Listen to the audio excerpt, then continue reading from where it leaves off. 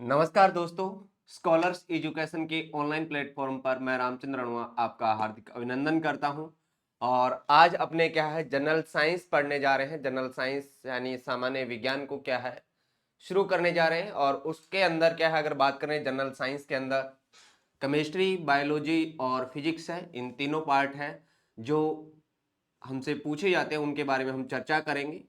और उसका यानी जो पहला पार्ट है बायोलॉजी, उसको आज अपने क्या शुरू करने वाले हैं, बेसिक से शुरू करेंगे। और जिस प्रकार के क्वेश्चन पूछे जाते हैं उन सभी पर हम चर्चा करेंगे। तो आइए सभी अपने क्या है साइंस को सीखते हैं बिल्कुल आसान भाषा में। सबसे पहले अगर बात करें सब दोस्तों, तो सबसे पहले जो बायोलॉजी है यानी जीव विज्ञान, बायोलॉजी यानी जीव विज्ञान की अगर बात करें तो ये बायोलॉजी शब्द है वो क्या है ग्रीक भाषा से लिया गया है। यानी बायोलॉजी शब्द की उत्पत्ति ग्रीक भाषा के दो शब्दों से हुई है, जिसमें एक शब्द है बायोस और दूसरा शब्द है आपका लॉग्स।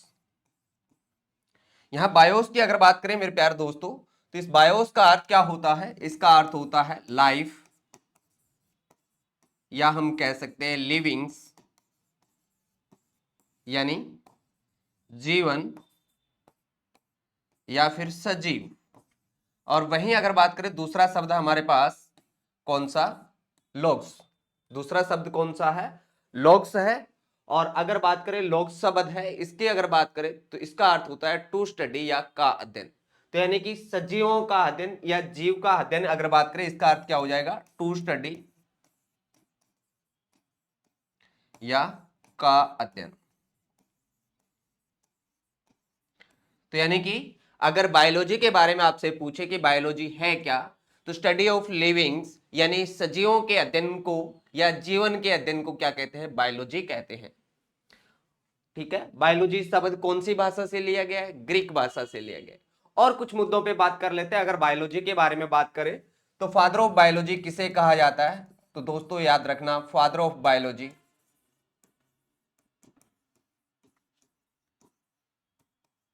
अरस्तु को कहा जाता है। यानी एरिस्टोटल या अरस्तु को क्या है? फादर ऑफ बायोलॉजी यानी जीव विज्ञान के जनक कहा जाता है। यहां पर हमारे पास में एक शब्द आया दोस्तों, लिविंग्स। यानी आखिर ये लिविंग्स क्या होते हैं, सजीव क्या होते हैं? तो देखो मैं आपको सिंपल भाषा में बता दूं। लिविंग्स की बात करें, यहां पर हम अलग से कर लेते हैं, लिविंग्स या सजीव। ठीक है, लिविंग्स की बात करें यानी सजीव किसे कहते हैं, तो अभी मैं इनके बारे में इनकी विशेषताएं लिख रहा हूं। यानी कि जो आपके अगर बात करें आपके जो भी लिविंग्स होते हैं उनकी कौन कौन सी विशेषताएं उनमें पाई जाती है, जिनको हम लिविंग्स कह सकते हैं, सजीव कह सकते हैं। देखिए सबसे पहले अगर बात करें तो आपका हो जाएगा इसमें पहला, यानी कि जो क्या है रेस्पायरेशन यानी श्वसन। जिनमें श्वसन होता है, जो सांस लेते हैं, उन्हें सजीव कहते हैं। दूसरी विशेषता की अगर बात करें, जिनमें न्यूट्रिशन होता है यानी पोषण करते हैं, जो भोजन करते हैं, उन्हें अपने सजीव कहते हैं। और क्या विशेषता होती है? वो क्या है ग्रोथ एंड डेवलपमेंट करते हैं। यानी तीसरी विशेषता हो जाएगी उनमें वृद्धि एवं विकास होता है। आपने देखा होगा छोटा सा बच्चा जब जन्म लेता है तो बिल्कुल छोटा सा बेबी यानी कि बिल्कुल छोटा सा होता है और धीरे धीरे वो वृद्धि करके और विकास करके बड़ा हो जाता है। ऐसा ही प्लांट्स के अंदर भी आपने देखा होगा, छोटा सा पौधा होता है और फिर बड़ा हो जाता है। तो ये उनमें क्या है वृद्धि और विकास भी होता है। और विशेषता क्या होती है? और विशेषता होती है उनमें रिप्रोडक्शन यानी प्रजनन। ये क्या चीज होती है? प्रजनन का मतलब या रिप्रोडक्शन का मतलब होता है अपने समान नई संतति उत्पन्न करना। ठीक है, वो होता है रिप्रोडक्शन यानी प्रजनन, अपने समान नई संतति उत्पन्न करना। और क्या विशेषता होती है गुरुजी? और विशेषता होती है इनमें होता है मोशन यानी गति। ठीक है, तो ये जिसमें विशेषता होती है उसे क्या कहते हैं? अपने लिविंग्स कहते हैं, सजीव कहते हैं। एक बार मैं बता देता हूं फिर से, यानी कि लिविंग्स क्या होते हैं, फिर से सुन लीजिए विशेषताएं। यानी जो सांस लेते हैं, श्वसन करते हैं, पोषण करते हैं यानी भोजन करते हैं, जिनमें एक वृद्धि और विकास होता है। और अगर बात करें तो वो अपने समान नई संतति उत्पन्न कर सकते हैं। और विशेषताओं की बात करें तो वो क्या है? उनमें मोशन होता है, गति पाई जाती है। उन्हें लिविंग्स कहते हैं। आपको अच्छे से समझ में आ गया होला। अगर बात करें, अब यहां पर हमने सामान्य बात कर ली भाई, अब थोड़ा सा आगे बढ़ते हैं और बात करते हैं। ठीक है, एक व्यक्ति थे जिनका नाम था कार्लस लिनियस। कौन थे व्यक्ति? व्यक्ति का नाम था कार्लस लिनियस। उन्होंने सबसे पहले जो लिविंग्स है यानी जो सजीव है उनको क्या है, सबसे पहले दो भागों में क्लासिफिकेशन किया, उनको दो भागों में बांटने का काम किया। किसने किया? कार्लस लिनियस ने किया। थोड़ा सा जान लेते हैं अपने। अगर बात करें जो लिविंग्स होते हैं, यानी लिविंग्स की बात करूं मैं, सजीव की बात करूं, तो इन्हें क्या है, दो भागों में डिवाइड किया जाता है भाई। कितने भागों में डिवाइड करते हैं? दो भागों में। एक होते हैं आपके एनिमल्स यानी जंतु, और एक होते हैं आपके प्लांट्स यानी पादप। ठीक है, अब देखो ये सबसे पहले वर्गीकरण देने का काम किसने किया था? ये वर्गीकरण दिया था सबसे पहले कार्लस लिनियस ने।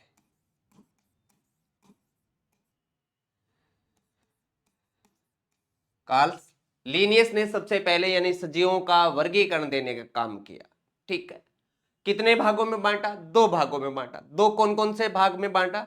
एक तो हो जाएगा आपका एनिमल और एक कौन सा हो जाएगा? प्लांट्स यानी कि जंतु और पादप। दो भागों में डिवाइड किया। अब देखो इसी आधार पर आपको क्या याद रखना है? इसी आधार पर आपको याद रखना है एनिमल्स में यानी कि जिसके बारे में बात करते हैं उसे क्या कहते हैं? बायोलॉजी की कौन सी शाखा होती है? वो होती है जी जूलॉजी यानी जंतु विज्ञान, यानी विज्ञान की वह शाखा जिसमें एनिमल्स के बारे में, जंतुओं के बारे में हम बात करते हैं उसे क्या कहते हैं? अपने जूलॉजी कहते हैं।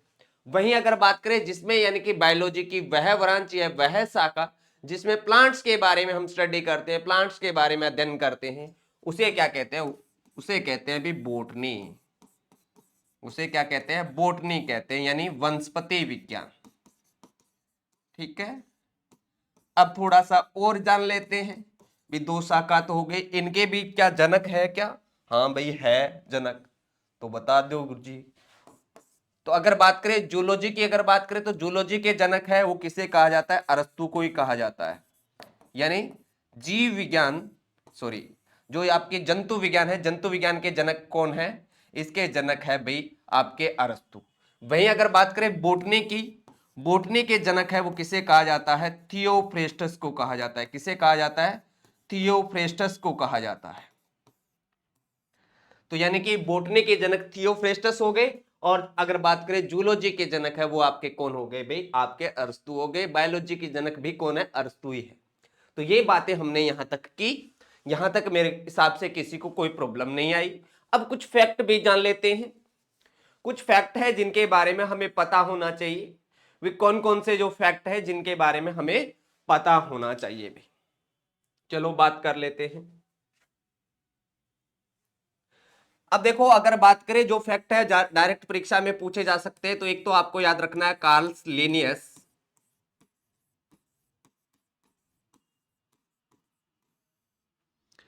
इस व्यक्ति ने क्या किया था? एक पुस्तक लिखी थी भी। इस व्यक्ति ने क्या किया? एक पुस्तक लिखी। उस पुस्तक का नाम क्या था? सिस्टेमा नेचुरी। ठीक है, इन्होंने एक पुस्तक लिखी जिसका नाम क्या था? सिस्टेमा नेचुरी। यानी कि इसके बारे में याद रखना है ये क्या है? पुस्तक है। और ये पुस्तक किसने लिखी? कार्लस लिनियस ने लिखी। ठीक है, और इस पुस्तक में इसने बताया क्या भाई? इसने किया था सजीवों का वर्गीकरण। क्या किया था? सजीवों का वर्गीकरण। सजीवों का वर्गीकरण किया किसने? इस पुस्तक में। ठीक है, सजीवों का वर्गीकरण करने का काम किसने किया? कार्लस लिनियस ने किया। कौन सी पुस्तक में किया? सिस्टेमा नेचुरी में। ठीक है, अब देखो वर्गीकरण का क्लासिफिकेशन इसने ही किया है, तो इसके बारे में आपको यह पता होना चाहिए। पहली बात कि वर्गीकरण के अध्ययन को क्या कहते हैं? वर्गीकरण के अध्ययन को क्या कहा जाता है भी? यानी स्टडी ऑफ क्लासिफिकेशन। यानी स्टडी ऑफ क्लासिफिकेशन, वर्गीकरण के अध्ययन को क्या कहते हैं? तो वर्गीकरण के अध्ययन को कहा जाता है भाई टेक्सोनोमी। क्या कहा जाता है? टेक्सोनोमी कहा जाता है। हिंदी में के कहा गुरुजी ने, हिंदी में कहा इन्हें वर्गीकी, यानी study of classification is called taxonomy. ठीक है, वर्गीकरण देने वाला व्यक्ति कौन था? आपका कार्लस लिनियस। तो इन्हें क्या है? वर्गीकरण क्लासिफिकेशन का जनक कहा जाता है, यानी इन्हें क्या है? फादर ऑफ टेक्सोनोमी कहा जाता है। फादर ऑफ टेक्सोनोमी किसे कहा जाता है भी? कार्लस लिनियस को कहा जाता है। और वर्गीकरण के अध्ययन को यानी कि क्या कहते हैं? टेक्सोनोमी कहते हैं। तो ये बातें आपको अच्छे से समझ में आ गई होगी, यानी कि बायोलॉजी होता क्या है। बायोलॉजी के अंदर अगर बात करें तो बायोलॉजी के अंदर लिविंग्स की बात करते हैं हम, जिनके अंदर जीवन होता है, सजीवों की बात करते हैं। और उसके अलावा अगर बात करें तो फादर ऑफ बायोलॉजी अरस्तू को कहा जाता है। बायोलॉजी के अंदर जो लिविंग्स होते हैं उनका क्लासिफिकेशन सबसे पहले कार्लस लिनियस ने दिया, और उन्होंने एक पुस्तक लिखी थी, जिस पुस्तक का नाम क्या था? सिस्टेमा नेचुरी था। और उसी आधार पर बायोलॉजी को दो भागों में डिवाइड किया गया, एक जिसमें हम एनिमल्स की बात करते हैं, जंतुओं की बात करते हैं, और उसके जनक है वो कौन है? अरस्तु है। दूसरी अगर बात करें वही बोटनी की, यानी जिसमें हम क्या है? प्लांट्स के बारे में पढ़ते हैं, और उसकी अगर बात करें प्लांट्स के बारे में तो यानी कि उसके जनक है बोटनी के, जो फादर ऑफ बोटनी है वो कौन है? थियोफ्रेस्टस है। ठीक है, और क्लासिफिकेशन की अगर बात करें तो क्लासिफिकेशन की स्टडी को क्या कहा जाता है? टेक्सोनोमी कहा जाता है। और टेक्सोनोमी के फादर है वो किसे कहा जाता है? कार्लस लिनियस को कहा जाता है। तो ये सामान्य जो बातें थी वो आपको अच्छे से समझ में आ गई होगी। ठीक है, उसके बाद में अपने यानी कि ये जो सामान्य परिचय था, उसके बाद में अगर बात करें हम बायोलॉजी के अंदर कौन कौन से टॉपिक्स हैं जिन पे हम चर्चा करने वाले हैं, जिनसे क्या परीक्षाओं में आपसे डायरेक्ट क्वेश्चन पूछे जा सकते हैं। ठीक है, तो उनके बारे में अगर बात करें तो मैं आपको थोड़ा सा बता देता हूं कि हम क्या क्या पढ़ने वाले हैं, कौन कौन से चैप्टर हैं जिनके बारे में हम चर्चा करेंगे। तो सबसे पहले अगर बात करें तो यहां पर हम बात करेंगे किसके बारे में? न्यूट्रिशन के बारे में, पोषण के बारे में। ठीक है, यानी कि अगर बात करें हम आगे जो सबसे पहले पढ़ने वाला चैप्टर है वो जिसके बारे में हम चर्चा करेंगे, ठीक है, उसके बारे में मैं बता देता हूं, और फिर क्या है अपने अगले क्लास में उसके बारे में पूरे डिटेल में चर्चा करेंगे। उस लेक्चर के अंदर हम उस क्लास के अंदर कौन कौन सी बातें करने वाले हैं। चैप्टर का नाम रहेगा हमारा न्यूट्रिशन, यानी पोषण। ठीक है, और पोषण की अगर बात करो तो इसके अंदर हम क्या क्या पढ़ने वाले हैं? हम इसके अंदर इस लेसन के अंदर हम बात करेंगे कार्बोहाइड्रेट की। कार्बोहाइड्रेट का क्या फंक्शन होता है, कार्बोहाइड्रेट के सोर्सेज कौन कौन से होते हैं, स्रोत कौन कौन से होते हैं, कार्बोहाइड्रेट का मुख्य मेन फंक्शन या मेन कार्य होता है वो क्या होता है। उसके अलावा अगर बात करें तो कार्बोहाइड्रेट, अगर 1 ग्राम कार्बोहाइड्रेट है उससे हमें कितनी एनर्जी मिलती है। अगर हमारी बॉडी के अंदर, हमारे शरीर में कार्बोहाइड्रेट है उसकी मात्रा ज्यादा हो जाए तो क्या होता है, अगर मात्रा कार्बोहाइड्रेट की कम हो जाए तो क्या हो जाता है। उसके बाद में हम बात करेंगे फैट के बारे में, वसा के बारे में, कि वसा क्या होती है, वसा के टाइप्स कौन कौन से होते हैं। ठीक है, उसके अलावा वसा का फॉर्मेशन या वसा का निर्माण है फेट का निर्माण कैसे होता है उस पर चर्चा करेंगे। और फेट के जो मुख्य सोर्सेज है, मुख्य स्रोत है, उनके ऊपर हम बात करेंगे। उसके बाद में हम बात करेंगे प्रोटीन की, कि प्रोटीन क्या होता है, प्रोटीन का निर्माण कैसे होता है, और प्रोटीन के कौन कौन से प्रकार होते हैं, प्रोटीन के मुख्य सोर्सेज कौन कौन से होते हैं। जैसे आपने सुना होगा प्रोटीन सोयाबीन में पाया जाता है, एल्गी या शैवाल में पाया जाता है। प्रोटीन का हमारे शरीर में काम क्या होता है, हमें एनर्जी देता है या नहीं देता है, इन सभी मुद्दों पर बात करेंगे। उसके बाद में सबसे इंपॉर्टेंट जो इस चैप्टर का मैं मानता हूं सबसे इंपॉर्टेंट, जहां पर आपने कोई ना कोई एग्जाम में 1-2 क्वेश्चन जरूर देखा होगा, वो आपका रहेगा विटामिन। यानी कि विटामिन के कौन कौन से पार्ट होते हैं, कौन से विटामिन होते हैं जो जल में घुलनशील होते हैं, कौन से विटामिन होते हैं जो वसा में घुलनशील होते हैं, और कौन कौन से विटामिन के किस विटामिन का क्या काम होता है, किस विटामिन के सोर्सेज क्या होते हैं, और किस विटामिन की कमी से कौन सा रोग होता है। और उसके बाद में हम बात करेंगे मिनरल्स के बारे में, यानी खनिज लवण के बारे में। जैसे आपका हो जाएगा कैल्शियम हो जाएगा, आयरन हो जाएगा, आयोडीन हो जाएगा, ठीक है, फ्लोरीन हो जाएगा, जिंक हो जाएगा, सोडियम हो जाएगा, क्लोरीन हो जाएगा, तो इनका हमारे शरीर में क्या काम है और इनके सोर्सेज है वो क्या है। तो इन सभी मुद्दों के ऊपर यानी कि जो हमारा नेक्स्ट चैप्टर रहने वाला है न्यूट्रिशन यानी पोषण है, इसके अंदर हम डिटेल में चर्चा करेंगे। तो अगर दोस्तों आपको वीडियो अच्छा लगा तो वीडियो को ज्यादा से ज्यादा लाइक करें और शेयर करें। जय हिंद, जय भारत, मिलते हैं नेक्स्ट वीडियो में।